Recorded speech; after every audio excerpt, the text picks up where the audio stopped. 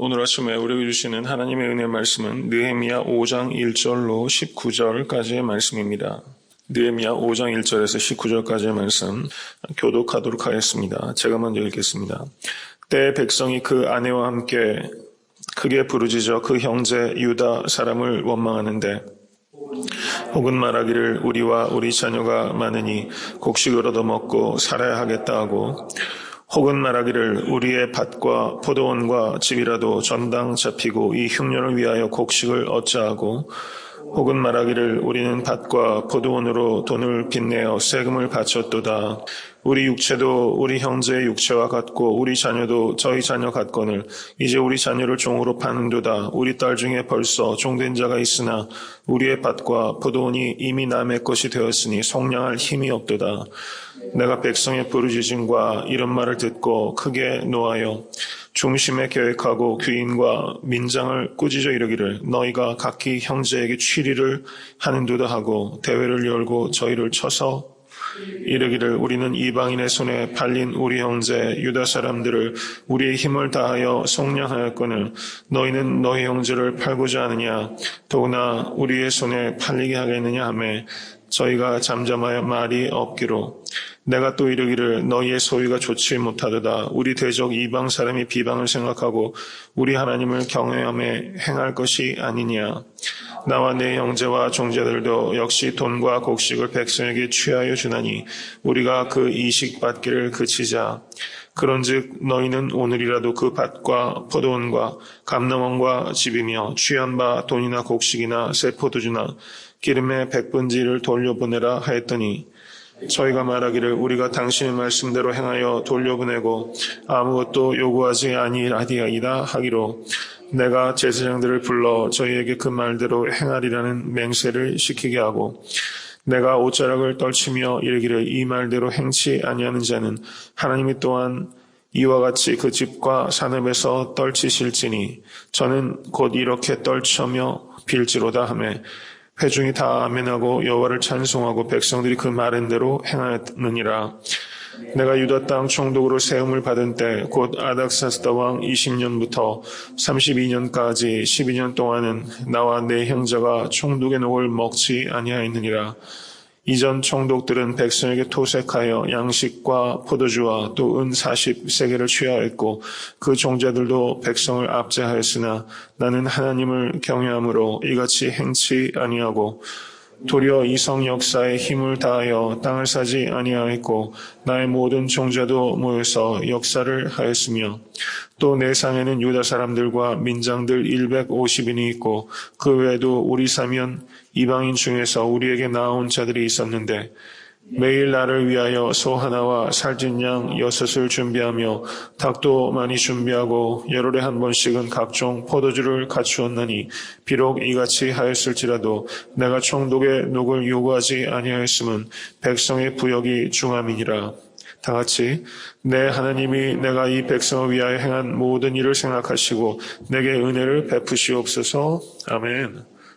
네, 오늘 본문 말씀 5장 1절을 보시면 때 백성이 그 아내와 함께 크게 부르짖어 그 형제 유다 사람을 원망하는데 라는 말씀이 기록되어 있습니다. 이 말씀이 사도행전 6장을 보시면 사도행전 6장 1절을 보시면 이 문제의 성격이 상당히 유사하다는 것을 우리가 볼 수 있습니다. 사도행전 6장 1절에 그때의 제자가 더 많아졌는데 헬라파 유대인들이 자기의 과부들이 매일 구제에 빠짐으로 히브리파 사람을 원망한대 라고 말씀하고 있어요. 그 초대교회의 그 구제 활동이 이루어졌는데 그 헬라파 유대인들이 그 구제에서 소외당했기 때문에 헬라파 이 과부들이 히브리파 사람을 원망했다라는 말이 기록되었습니다. 오늘 본문 5장 1절도 그 형제 유다 사람을 원망하는 내용이 기록되어 있어요. 초대교회가 세워져가는 과정과 지금 무너졌던 성벽이 재건되는 과정은 여러모로 흡사한 상황이라고 볼 수 있을 겁니다. 교회는 항상 이 두 가지 위험 가운데 직면해 있습니다. 외부적으로는 박해가 있고 내부적으로는 부패의 문제가 있다는 것입니다. 내부적으로 부패의 문제들이 있을 수 있는 겁니다. 그래서 오늘 본문에 이 또 다른 문제가 발생한 거예요. 예상치 못했던 내부적인 문제가 발생한 겁니다.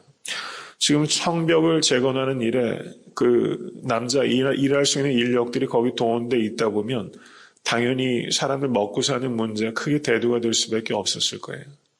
지금 여기에 보시면 흉년이 있었다 이렇게 말하고 있습니다. 3절에 보시면 흉년이 있었어요. 여러분 주의 일을 하다 보면 이 흉년을 겪을 때가 참 많이 있어요. 하나님의 일이면 일일수록 거센 도전에 직면하게 됩니다. 흉년이 있었습니다. 그래서 사람들이 먹고 살기 위해서 포도원과 집이 있는 사람은 그것을 저당 잡혀서 이 흉년을 넘어가고, 그리고 또 어떤 사람들은 세금을 내기 위해서 이미 그런 것들을 다 저당 잡힌 상태에 있고, 그래서 집과 전답과 포도원 등을 이미 저당 잡힌 사람은 심지어 자기의 딸을 팔아서 연명하고 있는 기가 막힌 상황 가운데 있었던 것입니다. 그러니까 이와 같은 일들이 지금 유대인들 사이에서 벌어지고 있는 이런 장면이 벌어지게 된 것입니다. 그래서 지금 말하자면 빈부격차가 심각하게 벌어지고 있는 내부적인 어떤 부패의 문제가 발생해서 그 일로 인해서 유니티가 깨어질 수 있는 그런 매우 심각한 상황이다. 지금 이렇게 볼 수 있다는 것입니다. 여기에 보시면 5절 말씀 보십시오. 속량할 힘이 없도다. 이렇게 말하고 있습니다. 속량할 힘이 없도다. 여러분, 우리의 죄는 우리가 속량할 힘이 없는 것입니다. 우리 주 예수 그리스도의 십자가의 보혈로 말미암아 우리가 속량함을 받았다는 것을 우리가 다시 한번 생각할 수 있기를 바랍니다. 여기에 보시면 6절 말씀에 내가 백성의 부르짖음과 이런 말을 듣고 크게 노하여 라고 말씀하고 있습니다. 크게 노하였다. 여기에서 이 느헤미야의 이 분노는 거룩한 분노라고 할 수 있습니다. 성경은 분노 자체를 악한 것이라고 말하지 않습니다. 그런데 인간의 분노는 많은 경우에 자기중심적인 분노입니다. 내 이익이나 내 체면이 손상될 때 분노하는 겁니다. 그것은 죄된 것입니다. 그렇지만 하나님의 말씀과 하나님의 나라를 생각하여 분노하는 것은 거룩한 분노입니다. 예수 그리스도께서도 성전을 청결하실 때 그때 거룩한 분노를 나타내셨습니다. 하나님은 분노하시는 하나님이심을 기억하실 수 있기를 바랍니다. 죄악을 미워하시는 거룩한 속성이 바로 분노로 나타나게 되는 것입니다. 여기에서 이 느헤미야가 느꼈던 이 분노, 이 잘못된 불의에 대한 이 거룩한 분노, 이 분노야말로 이 마땅히 성도들이 가져야 될 분노라고 생각합니다.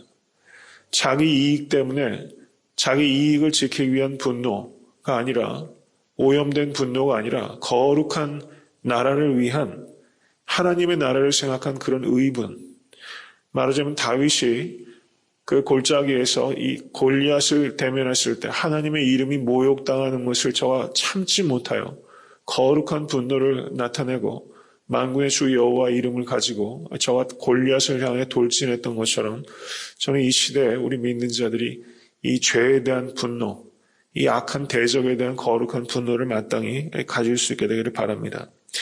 그리고 7절 말씀을 보시면 크게 노하여 중심에 계획하고 라고 말씀하고 있어요. 이게 바로 지혜요. 이게 바로 리더의 모습이라 생각합니다. 그저 분노를 나타내는데 그치는 것이 아니라 실질적으로 실천적인 대안을 만들어낼 수 있는 사람이 리더요. 그리고 그런 일들은 중심에 계획하는 일들이 있기 때문에 가능하다는 것입니다. 그리고 그 어떻게 합니까? 귀인과 민장들을 불러서 꾸짖습니다. 그리고 대회를 열고 그리고 구체적인 대안을 내놓게 됩니다. 더 이상 이자를 받지 말아라. 이렇게 말합니다.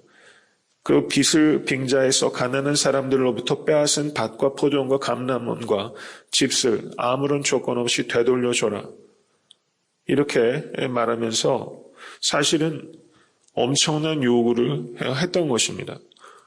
여러분, 이렇게 요구한다면 이거 받아들일 사람이 누가 있겠어요? 이것에 대해서 기득권을 가지고 있는 사람은 절대 포기하지 않을 겁니다. 그런데 어떻게 합니까? 그 뒤를 보시면 11절 말씀 보십시오. 그런즉 너희는 오늘이라도, 이렇게 말하고 있어요. 오늘이라도. 이 말이 상당히 의미가 있다고 생각합니다. 다른 일이라고 판단되면 오늘 시작할 수 있어야 되는 것입니다. 오늘이라도 그 밭과 포도원과 감람원과 집이며 취한 바 돈이나 곡식이나 새 포도주나 기름의 백분지를 돌려보내라 하였더니 저희가 말하기를 우리가 당신의 말씀대로 행하여 돌려보내고 아무것도 요구하지 아니하리이다. 이렇게 말하면서 이 기득권층이 반발하지 않고 그 말씀대로 수용하게 되었습니다. 만약에 여기에서 이 기득권층이 이것을 수용하지 않았다면 성벽 재건이 과연 제대로 될 수 있었을까? 굉장히 심각한 문제였다고 볼 수 있습니다. 그런데 이들이 이 느헤미야의 리더십에 순종했어요. 왜 순종했습니까? 그것은 그 뒤의 내용을 보면은 느헤미야가 자기 희생의 리더십을 발휘했기 때문입니다. 자기는 실천하지 않으면서 사람들에게 이런 것을 요구한다면 따를 사람이 하나도 없어요. 근데 느헤미야는 감동적인 리더십을 가지고 있었던 사람입니다. 이것을 논리적으로 설득해서 이렇게 이끌어낼 수 있는 사람이 어디 있겠어요? 근데 느헤미야는 감동적인 삶을 살았습니다. 그래서 사람들이 감동한 것이고 감복한 것이고 그래서 거기에 따랐다는 것을 알 수가 있습니다. 14절 말씀을 보십시오. 느헤미야가 어떤 희생을 저가 치르고 있었는가? 내가 유다 땅 총독으로 세움을 받은 때 곧 아닥사스다 왕 20년에 32년 곧 아닥사스다 왕 32년까지 12년 동안은 나와 내 형제가 총독의 녹을 먹지 아니하였느니라. 이전 총독들은 백성에게 토색하여 양식과 포도주와 또 은 40세겔을 취하였고 그 종자들도 백성을 압제하였으나 나는 하나님을 경외함으로 이같이 행치 아니하고 라고 말하고 있습니다. 자신이 마땅히 받을 수 있는 권리입니다. 총독의 녹이 백성에게 세금을 취하여서 과세하여 그것을 살아가는데 총독의 녹을 스스로 포기하는 일들이 여기 벌어졌던 것입니다.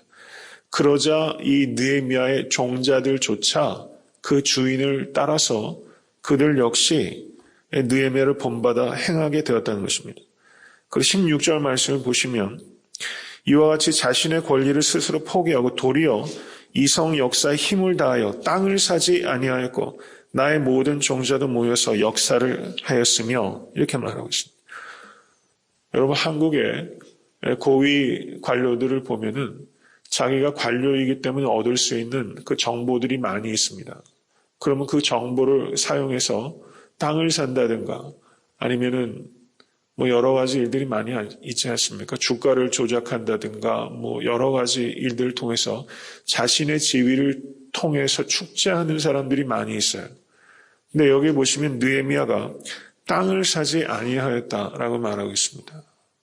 이렇게 어려운 때에 자기가 지위를 이용해서 축제의 기회를 삼지 아니하고 땅을 사지 아니하였고 오히려 성벽을 재건하는 일에 자기 종자까지 총동원해서 거기에 힘을 더하고 있는 이런 모습을 보이고 있습니다.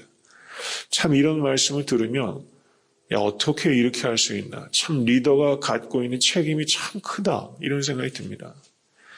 그리고 그 뒤에 내용을 보십시오. 느헤미야가 나중에 19절은 뭐라고 말합니까?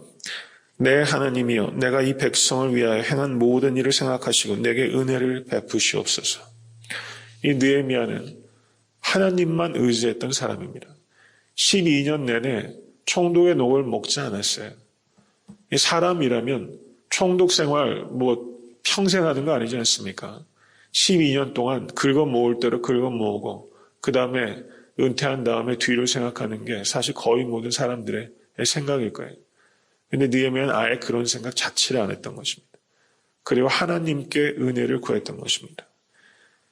백성을 위하여 행한 모든 일을 생각하시고 여러분 하나님께서 생각하심을 기억하실 수 있게 되길 바랍니다. 내게 은혜를 베푸시옵소서. 이렇게 말했어요.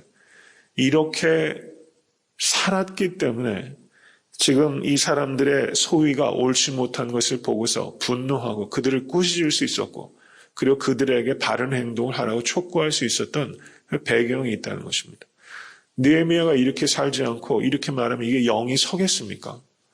근데 느헤미야는 이렇게 희생적인 리더십을 가지고 있었기 때문에 그리고 그런 희생적인 삶이 있었기 때문에 사실은 성벽이 재건될 수 있었던 중요한 기초가 되었다고 볼 수 있는 것이죠.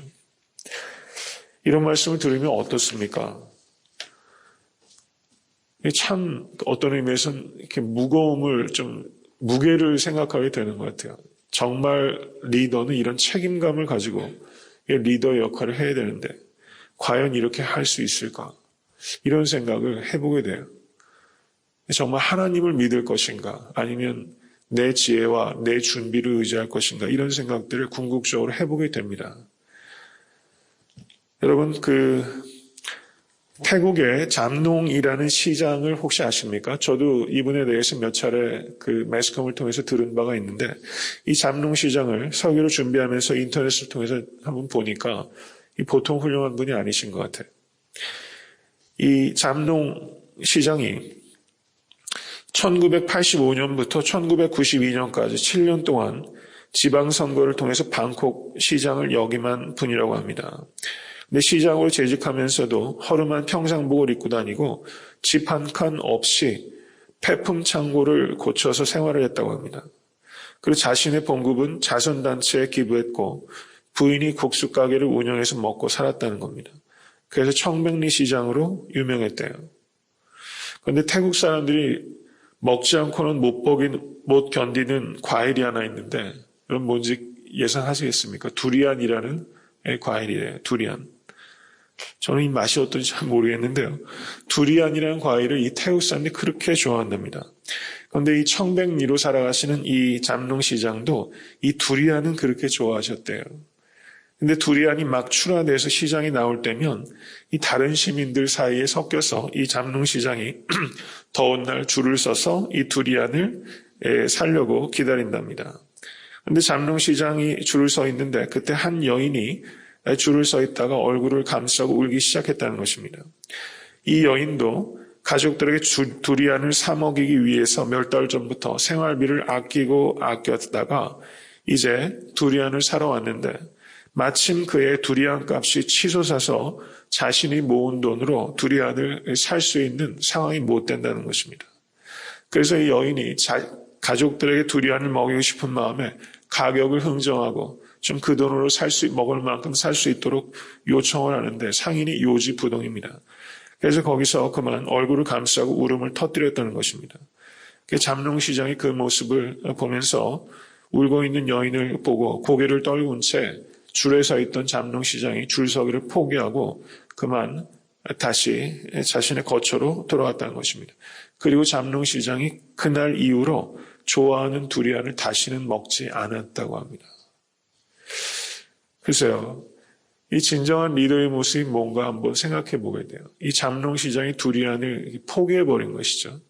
청백리로 사시는 분이 여러분 이건 사치라고 할 수도 없죠. 그 두리안 하나 먹기 위해서 줄을 서 있다가 그것조차 못 먹는 백성들을 생각하면서 자기가 좋아하는 그 음식 하나를 포기해버리는 이런 이야기를 이제 인터넷 검색하면서 보면서 우리가 포기해야 될 두리안이 있지 않나 이런 생각을 좀 해보게 됩니다. 말하기는 쉬워도 참 살기가 얼마나 어려운지 모르겠어요. 리더가 된다는 게 여러분 크고 작은 의미에서 리더가 된다는 것은 오늘 느헤미야를 생각하면서 참 무거운 책무다 이런 생각이 듭니다. 우리가 조금 해보려는 의욕이 있어야지 흉내라도 낼 수 있는데 오늘 이 느헤미야가 했던 일들 총독의 녹을 12년 동안 거절해버리고 자기의 종자들도 그렇게 따라오고 땅을 사서 축제할 수 있는 기회가 있는데 땅을 하나도 사지 않고 그리고 하나님께 은혜를 간구하는 이 느헤미야의 이 모습은 엄청난 무게를 우리에게 주는 것 같아요. 이래야지만 이런 사람이 좀 리더가 되어야지만 희망이 있지 않나. 욕심이 좀 생깁니다. 이런 리더들을 좀 배출하는 한국 사회가 됐으면 좋겠고 한국교회 리더들이 좀 이런 리더들이 나오면 얼마나 좋을까. 결국은 사람 문제입니다. 결국은 이런 리더들이 나와야 되고 그리고 또 애타한테 섬기는 교회도 좀 이렇게 모방을 좀 했으면 좋겠다 이런 생각이 개인적으로 들고 제 개인적으로도 이런 욕심을 좀 가져보게 됩니다. 이게 무서운 욕심인 것 같아요. 좀 무섭다는 생각도 들어요. 정말 이렇게 살아야 되는데 좀 두려움도 있지만 결국에 그리스도인은 이런 길로 우리가 갈 때 사실은 더 기쁨을 누리지 않나 이런 생각들을 보면서 우리가 자기 희생이 없는 리더는 사실상은 그건 허구고 불가능한 것이고, 자기 희생이 없는 리더를 누가 존경하겠으며, 교회에서도 우리가 영적 리더십은 결국은 자기 희생 위에 설 수밖에 없다. 작은 희생이라도 우리가 하는 연습을 하지 않으면 큰 희생을 할 수가 없습니다. 작은 것이라도 희생할 수 있는. 그래서 오늘 하루 여러분 성도님들의 생업의 자리에서 우리가 작은 희생을 통해서 정말 그리스도의 향기를 나타낼 수 있기를 바랍니다. 이 그리스도의 흔적은 결국은 십자가예요. 그것은 자기 희생이고, 그리고 섬기는 일입니다. 한 가지 말씀을 드리고 오늘 말씀을 맺고자 합니다. 이런 말이 있습니다. We are saved to serve. 우리가 구원받은 목적은 섬기기 위함입니다. 우리가 섬기지 않는다면 구원받은 목적을 도외시하는 겁니다. 무디 목사님께서 이런 말씀을 하셨어요. 한 사람의 인생을 평가할 때 그가 인생을 살면서 얼마나 많은 종을 거느리고 살았느냐 하는 것이 성공이 아니라 얼마나 많은 사람에게 종 노릇하였느냐라는 것이 성공의 기준이다. 이런 말씀을 하셨어요. 세상은 얼마나 많은 종을 부리며 살았느냐라는 것으로 세상은 사람을 판단합니다. 그렇지만 하나님께서는 우리가 얼마나 많은 사람에게 종 노릇하였느냐라는 기준으로 우리 인생을 평가하실 것입니다.